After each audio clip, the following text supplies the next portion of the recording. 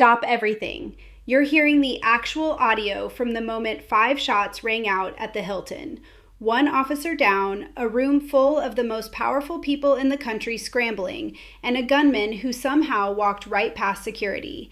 This isn't just another news cycle. It's a total breakdown of the system. Let's look at how he actually got in and what they found on his phone.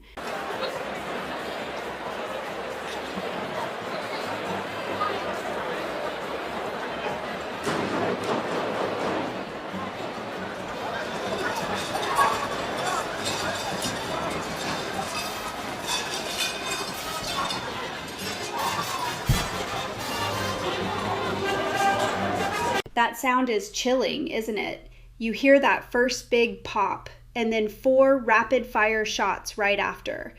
It's wild because the Secret Service is out here defending their multi-layered protection. But let's be real for a second. The guy was already in the lobby. He wasn't some long-range sniper. He was right there. People who were actually at the dinner are coming out now saying there were no pat-downs, no weapon checks, nothing. If you've ever been to a standard political rally, you know you're waiting in line for hours just to get through a metal detector. So how does a guy with a shotgun, a handgun, and knives just stroll into the Washington Hilton while the president and the vice president are sitting inside? It's a massive security gap that nobody seems to want to take responsibility for, yet it almost changed history in a heartbeat. I wake up each morning hoping he has died. I go to bed each night, hoping by the time I get up in the morning, he has died. I'm fully convinced that we can't even begin to start fixing any of our problems until he has died. For the love of all things good, I honestly can't believe we're at a point where people feel comfortable posting this. Look at the raw emotion here. It's not even about policy anymore. It's pure, unfiltered hatred. When someone says they wake up every single morning just hoping another human being has died, you know the social media algorithms have completely broken our collective compass.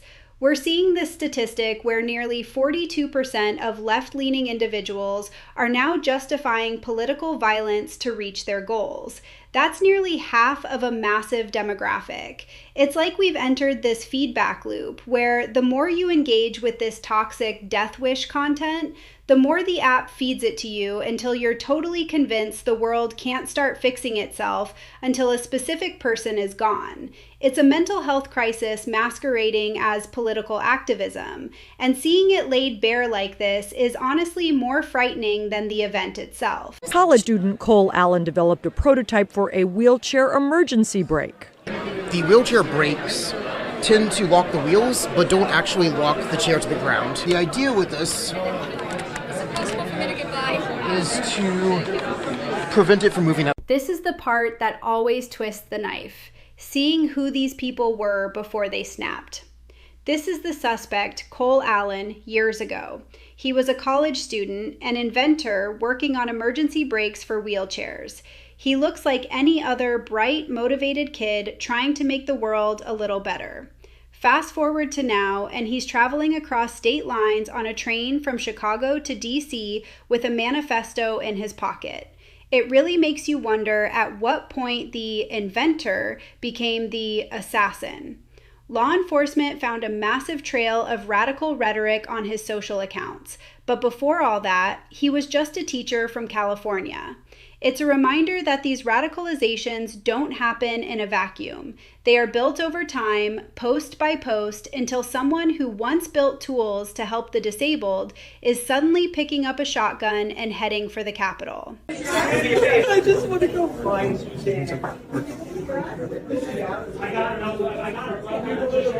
Look at this footage of Erica Kirk right after the shots. She's absolutely devastated, just wanting to go home. And yet, the reaction online has been nothing short of ghoulish. We've reached a level of cynicism where a woman watching her husband almost get killed is accused of faking it for the cameras. It's that main character syndrome where everyone thinks everything is a staged operation or a movie set. People are so locked into their political tribes that they've lost the ability to see a human being in pain. Whether it's the 2024 election theories or these assassination attempts, the truth doesn't even matter to these experts anymore, only how the footage makes them feel. When you see someone in this state and your first instinct is to call it a stunt, that's when you know the social fabric is officially torn. It's heartbreaking on multiple levels. This story is developing fast. Drop a comment below. Was this a security failure or something deeper? I'll see you in the next one.